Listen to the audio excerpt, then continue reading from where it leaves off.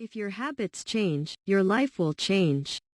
Sato, who can do it in just 1 minute and change his life. 23. Take a deep and long breath. Improve the rotation of the head. Let's do total replacement of lung air. What are the essential elements to make your brain work? The most important is oxygen. Take a deep and long breath. Typical human lung capacity is 3,408 for men and 2,500 for females. Although it is 13,500, the amount of air that is replaced by unconscious breathing is small. It's only about 5,008. What's more, even today, modern people get sick due to stress and lack of exercise. Wild sucking is getting stronger. Chronic, fresh oxygen deficiency, evil. The inside of my lungs is stagnant.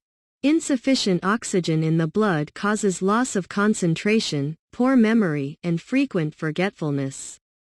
It will be once a day. Take a deep breath that replaces all the air in your lungs. Take in a lot of oxygen. The method is easy. Hold your breath to the limit of patience. To make this a habit once a day, say, hold your breath when you do XX.